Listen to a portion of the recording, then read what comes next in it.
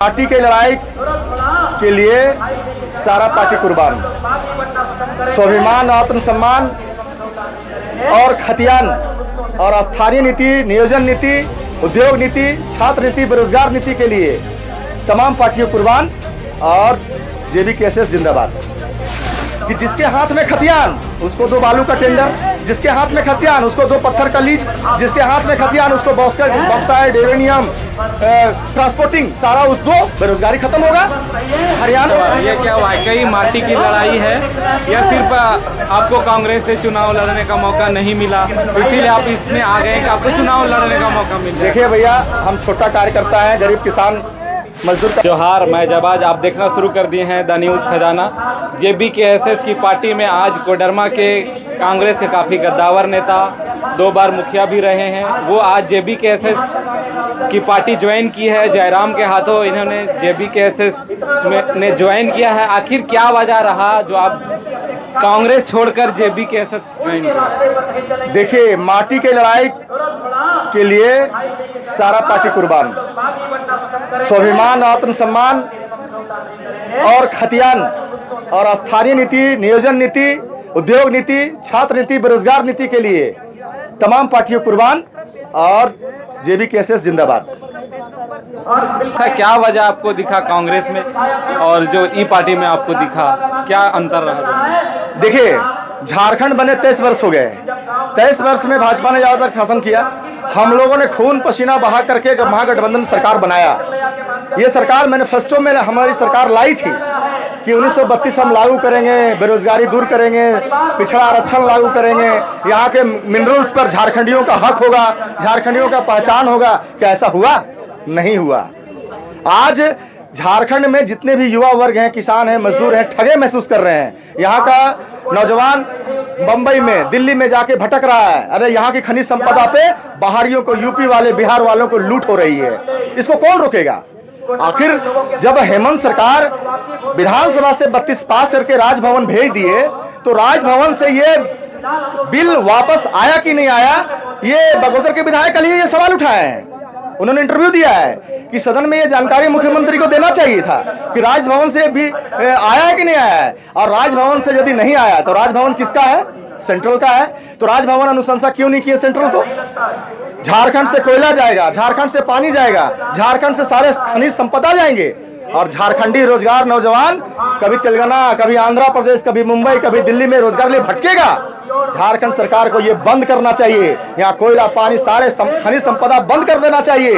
तब लगा जयराम महतो जी को कि ये सरकार ने भी ठगने का काम किया। तो जयराम महतो जी ने JBKSS का निर्माण किया।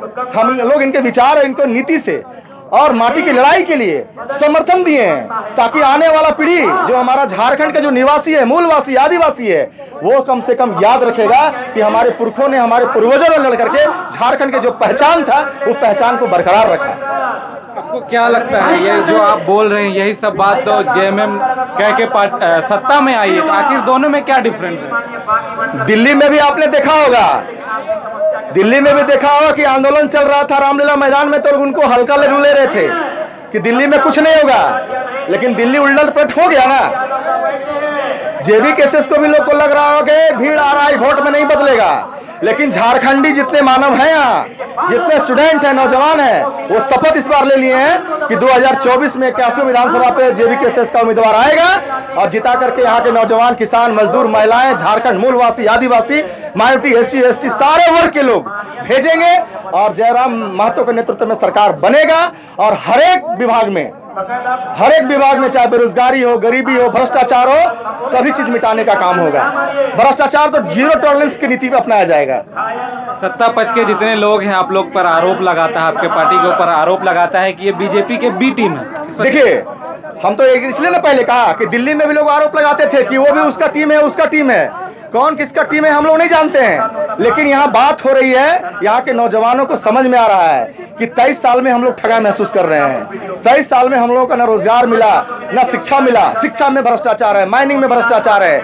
इसलिए तो हम लोग कह रहे हैं कि जिसके हाथ में खतियान उसको दो बालू का टेंडर, जिसके हाथ में खतियान उसको 2 पत्थर का लीज, जिसके हाथ में खतियान उसको बॉक्साइड, यूरेनियम, ट्रांसपोर्टिंग, सारा उस 2 बेरोजगारी खत्म होगा। हरियाणा से आएंगे बालू के टेंडर कंपनी वाले, राजस्थान से आएंगे, बिहार से आएंगे, यूपी से आएंगे। क्या हमारे नौजवान पढ़े लिखे लोग नहीं हैं? हर एक साल 3 लाख 4 लाख इंटर और मैट्रिक में नौजवान पास करके बेरोजगार हो रहे हैं। यहाँ तो पता ही नहीं है, रोजगार हमारा बेचा जा रहा है। अभी आउटसोर्सिंग के मामले से अब प्रखंडों में, जिला में देखेंगे, हरियाणा, पंजाब, बिहार, यूपी के लोग बहाल हो रहे हैं। तो सरकार की नीति गलत है और उस नीति के खिलाफ हम लड़ रहे हैं। और जेबी केसेस का सरकार बनेगी, तमाम नीतियों को संशोधन किया जाएगा और झारखंडियों को रोजगार दिया जाएगा, भ्रष्टाचार जीरो टॉलरेंस की नीति अपनाई जाएगी। आखिरी सवाल, ये क्या वाकई माटी की लड़ाई है या सिर्फ आपको कांग्रेस से चुनाव लड़ने का मौका नहीं मिला, इसीलिए आप इसमें आ गए कि आपको चुनाव लड़ने का मौका मिल जाए? देखिए भैया, हम छोटा कार्यकर्ता है, गरीब किसान मजदूर का बेटा है, ग्रामीण क्षेत्र का है।